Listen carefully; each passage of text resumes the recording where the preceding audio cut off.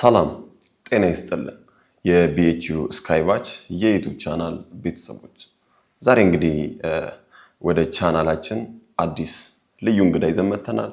ከዛ በፊት ግን ለቻናላችን አዲስ ከሆናችሁ ሰብስክራይብ በማድረግ ቤተሰብ ይሁኑ። እንግዲህ የዛሬው እንግዳችን በሃይስኩል ህይወቱ ላይ ልዩ የአፋን ኦሮሞ መጽሐፍን የጻፈ ለብዙ ወጣቶች ምሳሌ መሆን የሚችል ወጣት ነው። ዛሬ እንግዲህ ለኛ ለዚህ ፕሮግራም የክብር እንግዳችን ያው ወደ ቻናላችን እንኳን በሰላም መጣ። እዚህ ስቱዲዮ ድረስ ስለተገኘ እጅግ በጣም ደስ ብሎናል። እስኪ ያው ለቻናላችን አዲስ የሆኑ ልጆች እስኪ ትንሽ ራስን አስተዋውቅ። ያው የተወለድኩት ምስራቅ ጉጂ ዞን ደቡብ ኢትዮጵያ ላይ ጎሮዶላ ወረዳ ሀርቀሎ የምትባል ከተማ ነው የተወለድኩት። በአንደኛ ደረጃ ትምህርት ቤት እዛው ነው የተማርኩት። ነገር ግን በሂደት ቤተሰቦች ወደ ናጌሌ ሲሄዱ እዛ ከ8 ጀምሮ እዛ መከታተል ችያለሁ። ሃይስኩልን እዛ ናጌሌ ነው አጠናቀቅኩት። ከ12ኛውንም እዛ ነው ጨረስኩት። ትምህርት እሰራለሁ፣ ለትምህርት ትኩረት ባልሰጥም ግን ጥሩ ተማሪ ነበርኩ በሰዓቱ እና ግን ሞር ትኩረቴ ወዴት ነበረ?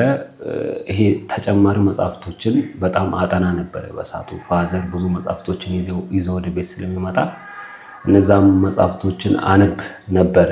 ስፔሻሊ መጀመሪያ ላይ የሆነ ፊክሽን መጽሐፍ ስላነበብኩ ያ መጽሐፍ ሌሎች መጽሐፍ በጣም ትኩረት እንዲሰጥ አድርጎኛል።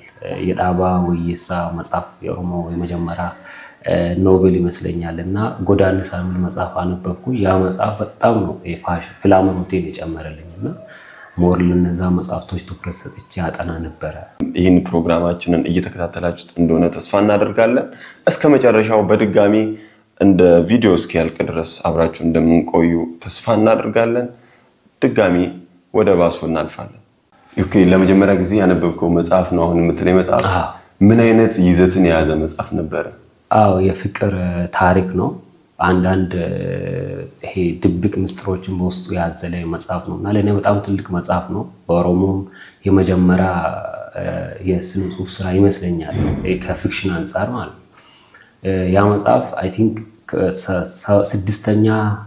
ስድስተኛ ክፍል እየተማርኩ ነበር ያነበብኩት እና ያ መጽሐፍ ትልቅ ፍላምሮት ነው የሰጠኝ እና ትልቅ ፓሽን የሰጠኝ፣ ሌሎችንም መጽሐፍ እንዲፈልግ እንዳነባቸው በጣም ትልቅ አቅም ነው የሆነኝ ማለት ነው። ያ መጽሐፍ በሃይስኩል እያለው መጽሐፍ ጽፌያለሁ። አንድ ሞት መሳዩ እንቅልፍ የሚል መጽሐፍ በሃይስኩል ደረጃ ጨርሼ 11ኛ ላይ ስማር ግን ትምህርት ቤት አስገብቼ ታትሟል ማለት ነው መጽሐፍ። ኦኬ፣ ሞት መሳዩ እንቅልፍ በአፋን ኦሮሞ ነው የተጻፈው? በአፋን ኦሮሞ። ምን ይላል ርዕሱ? ህሪ ወዱ አፈካቱ ይላል። ኦኬ፣ ህሪ ወዱ አፈካቱ ወይ እና ምን አይነት ዘውግ የያዘ ነው? ሰልፍ ሄልፕ ስር የሚካተት ይመስለኛል እና መጽሐፉ ያው ካነበብኩት ብዙ ጥያቄዎች ነበሩኝ። ያው በትንሹም ቢሆን ለጥያቄዎች መልስ ያገኘሁበትን አንዳንድ ነገሮችን ህብረተሰቡ ስፔሻሊ ለአካባቢ ብዬ ያስቀመጥኳቸውን ነገሮች በመጽሐፍ መልኩ ማውጣት ችያለሁ ማለት ነው። መጽሐፉን ስጽፍ እንግዲህ ይህ ሀሳብ ወደ እኔ የመጣው በኤሌመንተሪ ደረጃ መጽሐፉን የመጽሐፍ እንደው መጀመሪያ ላይ ፊክሽኑን ነው የጀመርኩት፣ ግን በሂደት አንዳንድ ነገሮችን አይቼ ይህንን መጽሐፍ ችያለሁ ማለት ነው። ግን ማረሳው ነገር ምንድነው? በእኔ ደረጃ በእኔ አካባቢ መጽሐፍን የጻፈ ሰው አልነበርም እና ያ መጽሐፍ ዝም ብዬ ብጽፍም ምንድነው በየት በኩል እንደማወጣ አላውቅም፣ እንዴት አድርጌ እንደማሳትም አላውቅም። ቤተሰቦቼ እንኳን መጽሐፍ ጽፌያለሁ ብዬ ብነግራቸው ይቀበላሉ የሚለው ነገር ራሱ ለእኔ ቻሌንጅ ነበር እና በሂደት ግን ቤተሰብ ሰምቶ ከተስማማ በኋላ ስፖንሰሩን ማግኘቱ በጣም ትልቅ አስቸጋሪ ጉዳይ ነበረ እና እንደዛ አይነት ቻሌንጆች ነበሩ። በጣም በቀላሉ እንዲህ የምገልጻቸው አይነት ችግሮች አልነበሩ። ስፔሻሊ መጀመሪያ በሃርድ ኮፒ ነው የጻፍኩት። ከዛ በኋላ ኮምፒውተር አልነበረኝም። የሁለገብ ከተማ ላይ ኮምፒውተር ቤት የሚያስተምሩ ሰዎች ጋር እየገባሁ ያስፈቀድኩ ጽፍ ነበርና ያው እንደዛ ነገሮች በጣም ትልቅ ቻሌንጆች ነበሩ። መጽሐፉን እጽፋሉ በቃ አሳትማሉ ብዬ ካመንኩበት ጊዜ ጀምሮ በቃ ማሳተሙ ነው ብቻ ነበር የሚታየኝና አይ ቲንክ አእምሮአችን የሆነ ነገር ካመነ ልባችን የሆነ ነገር ካመነ አእምሮአችን ያንን ነገር የምናደርግበትን መንገድ የሚያዘጋጅ ይመስለኛል።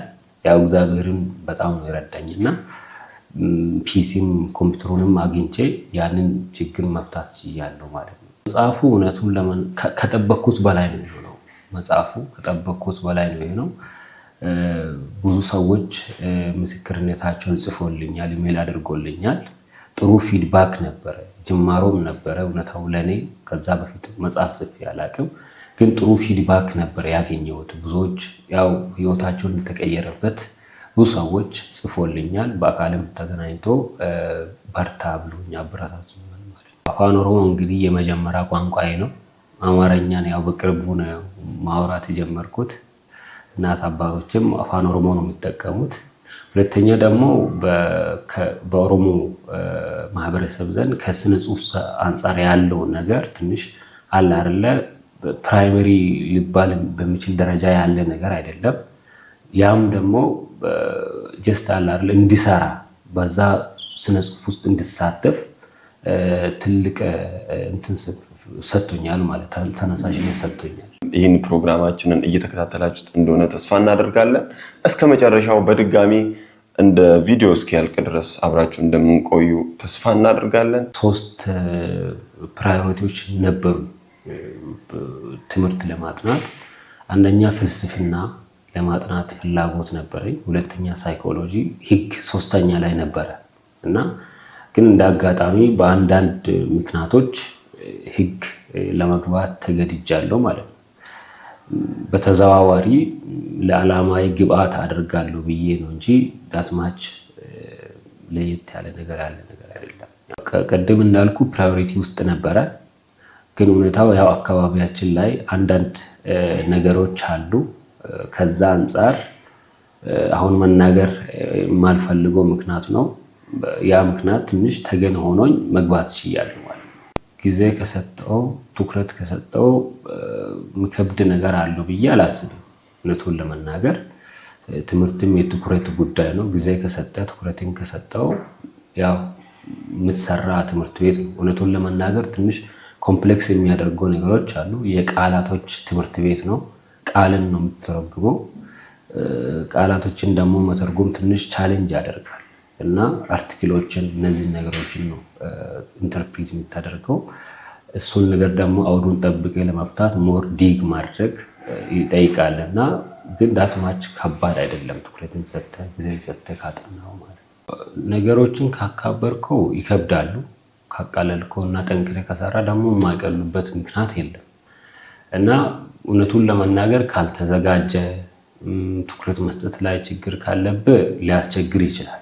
ነገር ግን ትኩረት መስጠት የምትችል ከሆነ እውነትን ፍላጎት ከሆነ በዛ በኩል የሆነ ነገር ለህብረተሰቡ አደርጋለሁ ብለህ የምታስብ ከሆነ ቢገቡ ብዬ አበረታታቸዋለሁ ማለት ነው። እኔ ህግን ያጠናሁት እንዴት ነው? ትንሽ ካጋጠሙኝ ከአንዳንድ ጤና ጉዳዮች ምክንያቶች አንጻር ክላሶችን ብዙም እየሄድኩኝ አልነበረም።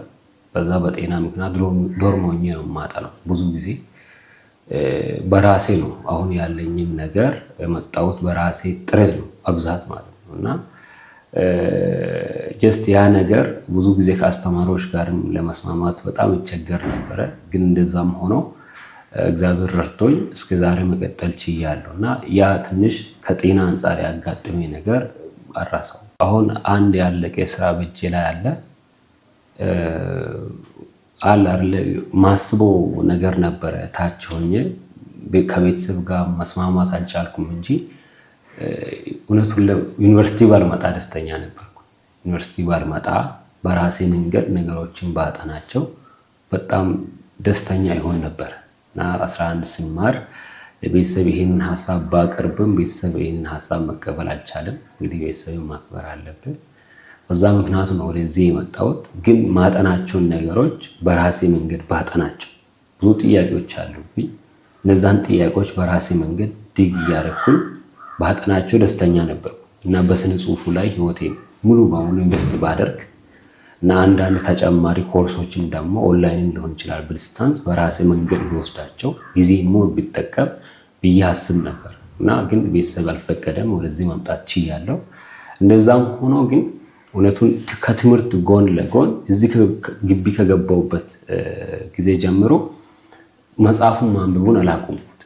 ኢቭን ከክላስ መጽሐፍ ይልቅ እነዛን መጽሐፍቶችን አነባቸው ነበረ እና እግዚአብሔር ረድቶኝ ግን ያው ጎን ለጎን እየሰራሁኝ አሁን አንድ መጽሐፍ ጨርሼ እጅ ላይ ያለ እግዚአብሔር ካለ ያው በዚህ ዓመትም ሊሆን ይችላል ያ መጽሐፍ ሊወጣ ይችላል ማለት ነው። ይህን ፕሮግራማችንን እየተከታተላችሁት እንደሆነ ተስፋ እናደርጋለን። እስከ መጨረሻው በድጋሚ እንደ ቪዲዮ እስኪያልቅ ድረስ አብራችሁ እንደምንቆዩ ተስፋ እናደርጋለን። ድጋሚ ወደ ባሱ እናልፋለን። ይሄ መጽሐፍ እንዴት ነው? ይሄ ሃይማኖት መንፈሳዊ ይዘቶችንም አሉት። ግን ከራሴ ላይፍ አንጻር እስከዛሬ በመጣሁበት መንገድ ጥያቄዎች የሆኑብኝ ለሌሎችም ደግሞ ጥያቄ ይሆናሉ ብዬ ያሰብኳቸውን ጥያቄዎች ለነዛ ጥያቄዎች መልስ ይሰጣል ብዬ አስባለሁ። መጽሐፉ ጀስት በጣም ወዶ መጽሐፍ ነው። ለራሴ እንኳን የምመራበት ማምንበት የህይወቴ ፍልስፍናዎች ናቸውና ስፔሻሊ ለወጣቶች ህልምን ለሚፈልጉ የራሳቸውን ትርጉም ለመረዳት ጥማት ላላቸው ልጆች መልስ ይሆናሉ ብዬ አስባለሁ። ምክንያቱም ብዙ ጊዜ ፈልጌ ያጣሁት ነገር ምንድነው? ብዙ መጽሐፍቶችን አንብቤያለሁ፣ ከብዙ ሰዎች ተምሬያለሁ። ግን ማንኛውም ሰው ቀጥታ ህይወት ይሄ ነው ብሎ ምነግሪ ሰው የለም። ስለ ራስህ አንተ ይሄ ነህ ለዚህ ነው የተፈጠርኩ ብሎ ምነግሪ ሰው የለም እና ለዛ ጥማቴ መልስ ይሆናሉ ብዬ ዲግስ አደርጋቸው ከነበሩት ነገሮች አንዳንድ መሪዎችን አግኝቻለሁ እና እነዛም መሪዎችም ደግሞ ከህይወቴ ያገኘኋቸውን ነገሮች ለሌሎችም እንዲሆን ብዬ የሰጡት ስጦታ ነው ማለት ይችላል። እንግዲህ የሚዲያችን የቢኤችዩ ስካይ ባች የሚዲያ ተከታታይ ቤተሰቦች ከባሱ ጋር የምናደርገው ቆይታ እጅግ አድርጎ ያማረና የተዋበ ነው። ብዙዎቻችሁ እየተማራችሁበት ነው ብለን እናስባለን። እስከ መጨረሻው አብራችሁን ቆይታችኋል። አሁን ወደ ማጠቃለያው እየተጠጋን ነው። እንግዲህ እስከምንጨርስ ድረስ በትዕግስት አብራችሁን ቆዩ። መልካም ቆይታ። ጀስት እንደነገርኩ የመጀመሪያው መጽሐፍ ሞት መሳዩ እንቅልፍ ይላል።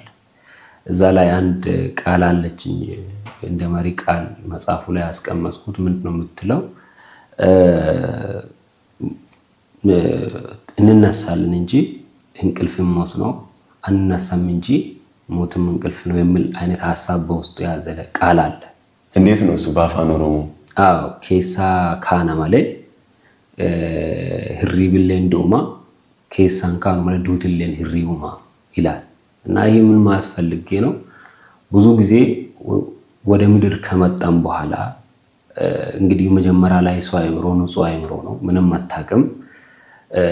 ሰዎች ራሳቸውን ከመሆን ሌላውን ሰው የመሆን እንትን ውስጥ ራሳቸውን ይቀብራሉ ወይ ደግሞ ራሳቸውን ይስታሉ። እንደዛ ማለት ከዓላማቸው አንጻር ሳይሆን ከራያቸው አንጻር ሳይሆን ሌላውን ነገር እየተከተሉ ራሳቸውን ያጣሉ ማለት ነው። እነዚህ ሰዎች በህይወት አሉ፣ ግን እግዚአብሔር እንደሆኑ የፈጠራቸው ሰዎች እየሆኑ አይደል። ስለዚህ ምን አይነት ህይወት ውስጥ ባይሞቱም እንኳን ሞት እንቅልፉን ሞት መሳዩን እንቅልፍ ተኝቷል ማለት ነው። ስለዚህ እነዚህ ሰው እኔም በዛው የነዛ ሰዎች አካል ስለነበርኩኝ ከዛ ውስጥ ነክተን ራሳችን መሆን አለብን። ራስን መሆን እንድትገደል እንድትጠላ የሚያደርግም ከሆነ ራስን ሆነ ብትሞት ይሻላል። ራስን ሆነ ብትጠላ ነው የሚሻለው ነው ሐሳቡ። ምክንያቱም እግዚአብሔር ራስን መሆን ውስጥ ለሰዎች የሚሆን ለምድር የሚሆን በረከት አስቀምጧል፣ ፖቴንሻል አስቀምጧል። ስለዚህ ሌላውን ሰው እያስመሰል ከምትኖር ራስን ሆነ መሞትም ካለብህ ብትሞት ነው ይሻላል እና በትንሹ ቢሆን በእንደዛ አይነት ሁኔታ ውስጥ ያሉትን ሰዎች ለማንቃት ነበር ራሴንም ጨምሮ ማለት ነው። እኔ ፍልስፍና ወዳለሁ። እሱም ባጠና ያው በአንዳንድ ምክንያቶች ነው እንጂ ደስተኛውን ነበር። ያው መንፈሳዊና ፍልስፍና በጣም ነው የሚመቸኝ። ፍልስፍና እንዴት ትገልጸዋለህ? ፍልስፍናን እንዴት ገልጻለሁ? በቃ የራሴን ገጽታ መከተል፣ የራሴን ገጽታ። እውነቱን ለመናገር ይሄ ኮርስ ሰፊ ነው። ይሄ ነው ብለህ የምትናገሩ አይደለም። የራሴን ምልከታ ገብቶሃል አይደለ? እግዚአብሔር ሲፈጥረኝ የሌላውን ሰው ህይወት እንድተውን አይደለም የፈጠረኝ። የራሴ የሆነ ገጽ አለኝ፣ ከሌላው የሚለይ የራሴ የሆነ ገጽታ አለኝ። ያንኑን ሆኜ መኖርን እኔ ፍልስፍና አድርጌ ነው የማስበው። ከወደ በረሃ ነው የመጣሁት። እዚህ ትንሽ አየሩ ሊለያይ ይችላል እና ብዙ አብዛኛው ነገር ይመሳሰላል። ግን እንደዛም ሆኖ የማይመሳሰለው አንዳንድ ነገሮችም ሊኖሩ ይችላሉ። እንደምታውቀው የኦሮሞ ማህበረሰብ ሰፊ ነው። ጉጂ ራሱ ሰፊ ነው። አሁን እዚህ ሄደህ እኛ ጋር ብትሄድ በጣም ረጅም መንገድ ነው የምትጓዘው እና ትንንሽ ጥቃቅን ነገሮች የሚለያዩ ነገሮች አሉ፣ ግን ህዝቡ አንድ ነው። ግን እኔ በጣም ግራ የሚገባኝ የምናየው ምንድን ነው ጉጂ ሲባል አሁን ኢትዮጵያ ውስጥ ሁሉም የሆነ ደስ ይሏል ማለት አሁን የጉጂ ማህበረሰብ ይታወቃል። በጣም ስትሮንግ የሆነ የገዳ ሲስተም ስርዓት አለና ምንድን ነው ሚስጥሩ እንደዚህ ሰው ሁሉ እንዲወደው ያደረገው? ይሄ የጉጂን ማህበረሰብ ብዙ ሰው ይወደዋል። አሁን እኔ ራሴ በጣም ነው የምወዳቸው። እንዴት ነው ምንድን ነው ሚስጥሩ? እንዴት ነው የሆነ ጥናት አይቼ ነበረ።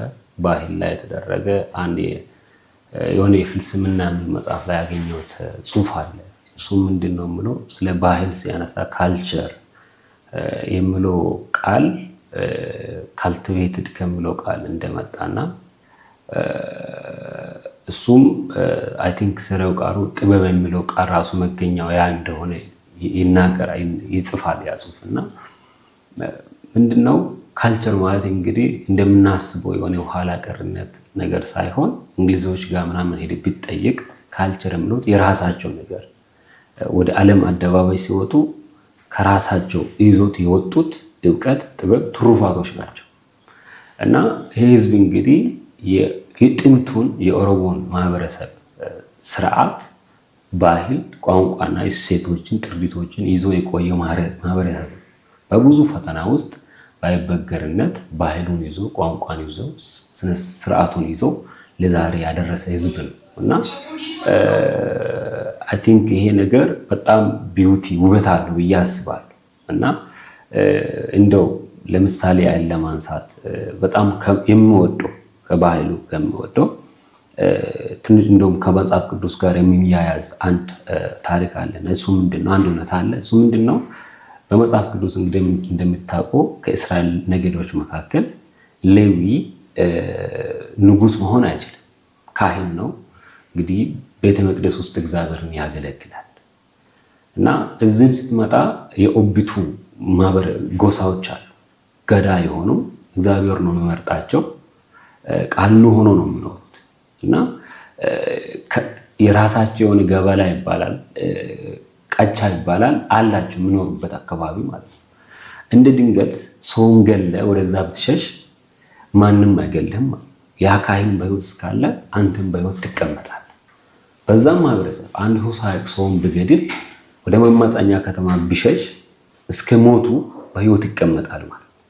ስለዚህ ያ ነገር በጣም ነው የሚያስገርመኝ። ምክንያቱም አንተ ሰውን ገለ ካህኑ እግዚአብሔርን ይወክላል ተብሎ ስለምታሰብ ወደዛ ሸሽተህ በህይወት ማትረፍ ትችላለህ።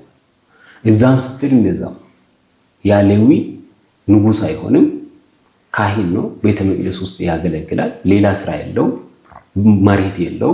ያንኑ ስራ ነው የሚሰራው። እዚህም ስትመጣ ኦቢቱ ገዳ አይሆንም፣ መሬት የለው፣ አይሰራም። በሚሰጠው ስጦታ ነው የምኖረው። እናም ደግሞ በእግዚአብሔር ነው የምመረጠው። ከዛ ጎሳ ውጭ ማንም ካህን መሆን አይችልም። እና እነዚህ ነገሮች ገዳን ግን የሚያነግሰው ማን ነው? እሱ ነው ማለት ነው። ከዚህ ተነስቶ አባገዳዎች ምንድን ነው የሚሉት? ሰው በሶስት ነገር ይተዳደራሉ ይላል። አንደኛ በህግ ይተዳደራል፣ ሁለተኛ በገዳ ይተዳደራል፣ ሶስተኛ ደግሞ በእግዚአብሔር ይተዳደራል ይላል። ሰው ደግሞ ለህግ ከተገዛ ለእግዚአብሔርም ለገዳም እረፍት ነው ይላል። እንደዛ ማለት ነው እንግዲህ ህጉን የሚሰጠው እግዚአብሔር ነው። ይሄ አባገዳ ደግሞ በህጉ መሰረት ህዝቡን ያስተዳድራቸዋል። ህዝቡ ደግሞ አውቆ ይሄ ለህግ የመገዛት ኖሮ ከተፈጠረ እና ህዝቡ ለህግ መገዛት ከቻለ ለእግዚአብሔርም እረፍት ነው፣ ለገዳውም እረፍት ነው ይላሉ። እና እነዚህ በጣም ጥልቅ የሆኑ ሁኔታዎች በማህበረሰቡ ውስጥ ስላሉ ህዝቡ የማይወደድበት ምክንያት የለውም ብዬ አስባለሁ። እውነቱን ለመናገር ሰዎች አላ እንደዚህ የሆነ መጽሐፍን አንብቤ እንደዚህ ሆኛሉ ብሎ የሚናገሩ ሰዎች አሉ። እኔ ግን ፊሊንጌ ላይ ለየት ያለ ነገር አላመጣም። እውነቱን ለመናገር እንደው ምንድነው የማስበው ሌላውን ስለ መጽሐፍ ነው የማስበው እና ግን ግቢ ከገባው በኋላ እውነቱን ለመናገር አንዳንድ ቻሌንጅ የሚያደርጉ ነገሮች ነበሩ እና ታውቃለህ አንተም ስንመጣ በጣም ዝናብ ነበረ፣ ጭቃ ነበረ እና ካፌ ላይ እንደው የኛ ባች ምን አይነት ባች እንደነበረ ታውቃለህ። እና እኔ ግን ይሄ ሰልፍ መጣስ ላይ አልነበርኩም እና እንደዛም ሆኖ ግን ብዙ ጊዜ ተመትቻለሁ በዱላ። ሰልፉን ጠብቄ ራሴን አክብሬ ቆሜ አለ አይደለ ባጠፉት ሰዎች ምክንያት ብዙ ጊዜ ተመትቻለሁ ማለት ነው። እና እንደዛም ሆኖ ግን አልደበረኝም። ሁኔታውን ለመናገር ልክ እንደገባው ነው የተቀበልኩት። ያሉትን ነገሮች አስቤ ቻሌንጅ እንደሚያደርጉ ከበድም ሊሉ እንደሚችሉ አስቤ ተቀበልኩ። ከተቀበልኩ በኋላ እንግዲህ የከበደኝ ነገር የለም፣ ምክንያቱም ተቀብያለሁ። እና ሌላ ደግሞ አለ አይደለ እዚህ እንደዚህ እየሆንኩ ነው፣ እንደዚህ ጽፌ እንደዚህ እየሆንኩ ነው አላልኩም። ምክንያቱም ይሄ ለእኔ አንዱ የትምህርት አካል ነው። በዚህ ውስጥ ማለፍ፣ በዚህ ሁኔታ ውስጥ ማለፍ ከሚሰሩን ቻሌንጆች መካከል አንዱ ናቸው እና እኔ የማሰልጠኛ ግቢ አድርጌ ነው ያሰብኩትና የማሰልጠኛ እንትን አድርጌ ካሰብከው ምንም ቢመጣ እየተሰለጠን ከወታደር ሆነ ማሰልጠኛ ካምፕ ብትገባ እያሰለጠኑክ ብትመታ ብትገፋ ኩዌስችን ማድረግ አትችልም። ምክንያቱም የስልጠና አካል ነው እና ስለተቀበልኩት የስልጠና ቦታዬ ነው ብዬ ስለተቀበልኩት የሆኑትን ነገሮችን ሁሉ አሜን ብዬ ነው ተቀበልኳቸው። የሆነ መንፈሳዊ አባት ነበረ እኛ አካባቢ፣ በሃይማኖት ሳይሆን በኖርማሊ ድሮ ጊዜ ነው፣ እውነተኛ ታሪክ ነው። አንድ እናት መካን ናቸው እና እነዚህ ሰዎች እንዴት እንደሚያደርጉ አላውቅም። እንግዲህ ሰዎች እሱ ጋር እየሄዱ ልጆችን ያገኛሉ፣ የተለያዩ ችግሮች እንቅልሻቸው ይፈታል እና እሱ ጋር ሄዶ ልጆች መውለድ እንዳልቻለች ለሱ ትናገራለች እና እሱ ሁለት አማራጮችን ይሰጣታል። ምንድነው የምላት? አንድ ብዙ ልጆችን ወልደሽ እድሜሽ ማጠር ሳትቆይ መሞት፣ ወይ ደግሞ ሁለት ልጆችን ብቻ ወልደሽ እድሜን መጥገብ ብሎ ሁለቱን አማራጮች ይነግራል። ራሴትዮ ፈረችና በቃ ብዙ እድሜ እኖራለሁ ከዛ ሁለት ልጆች ይሆኑልኝ ብላ ነገረችው እና አሁንም በሕይወት አለች። ሁለት ልጆች ብቻ ነው የወለደችው። ባትፈራ ሞቱን ብዙ ልጆችን ወልዳ ራሷ ታርፍ ነበር እና ምንድነው ከዛ ውስጥ የተረዳሁት? ብዙ ጊዜ ሰዎች ለበረከት ለትውልድ የሚሆን በረከት የትውልድን እንቆቅልሽ ሊፈታ የሚችለውን ነገር በራሳቸው በግላቸው ችግር ምክንያት ያንን ጽንስ መስዋዕት ያደርጋሉ እና ለትውልድም ምለው ነገር ቢኖር ቢከብድም እግዚአብሔር በእናንተ ዘንድ ያስቀመጠውን ለትውልድ የሚሆነው ጽንስ ለራሳችሁ ብላችሁ ለሆድ ብላችሁ ለአጭር ጊዜ ለቆይታ በሚሆን ምክንያት ባታስወግዱ መስዋዕት ባታደርጉ ጥሩ ነው ብዬ አስባለሁ እና ከታገስክ ሆድን ካሸነፍክ ያንን ጽንስ ወደ ህይወት ማምጣት ትችላለህ። ይህንን ሀሳብ እውነት ማርቲን ሉተር ኪንግ ጁኒየር የተናገረው ቃል አለ። በጊዜው አልገባኝ ግን በሂደት የገባ ምንድን ነው ያለው? አንተ ህይወትን እንኳን ቢሆን መስዋዕት የምታደርግለትን ዓላማ ራዕይ ከሌለ ራዕይ የለህም ነው ያለው። በዛው ምክንያት ነው መጨረሻ ላይ የሚሞቱ እና ምን ልፈልግ ነው የተፈጠርክበት ምክንያት አለ። ገብቶሃል አይደለ? ለዛ መስዋዕት እንኳን ሞትን ከጠየቀ ምትሞትለትን ዓላማ ከሌለ ምድር ላይ ተጽዕኖ መፍጠር አትችልም። እውነታው ማለት በዛ ልክ ጽኑ ፍላጎት የነበራቸው ሰዎች ናቸው። ገብቶሃል አይደለ? ለትውልድ የሚሆን በረከት አስቀምጠው ያለፉት። እስቲ ያቸው በዓለም ላይ ተጽዕኖ የፈጠሩ ሳይንቲስቶችን ያቸው። አንዳንዶቹ አልወለዱ አላገቡ እና ግን ብዙዎቻችን ምንድነው ሆዳችን ስለሚያስፈራ ገብቶሃል አይደለ? ለዚህ ዓላማ ራሴን ከሰጠው እከስር ይሁን ይሄ ነገር ሳይሳካ ይቀር ይሁን ብለን ስለምንፈራ ገብቶሃል አይደለ? ያንን ለበረከት ለትውልድ የሚሆነውን ጽንስ ህይወት መስዋዕት እናደርጋለን ማለት። ስለዚህ እግዚአብሔር ደግሞ ለሰጠ ነገር ይታመናል። ለሰጠ ዓላማ ይታመናል። ፖቴንሻልን ፕሮቫይድ የሚያስፈልግን ነገር ሁሉ ፕሮቫይድ ያደርግልን። ስለዚህ ጽንሱን በራሳችሁ ለትውልድ የሚሆነውን በረከት የዓላማ ጽንስ በራሳችሁ በግላችሁ ምክንያት መስዋዕት አታድርጉ ልላችሁ እወዳለሁ። እነዛ ልጆች በራሷ ስለፈራች ሞትን ስለፈራች እነዛው ሊወለዱ የነበሩ ልጆች ማለት ከመወለድ ቀሩ ማለት። እሷ ግን ብዙ ዓመት ኖረች፣ የተለየ ነገርም አልመጣም።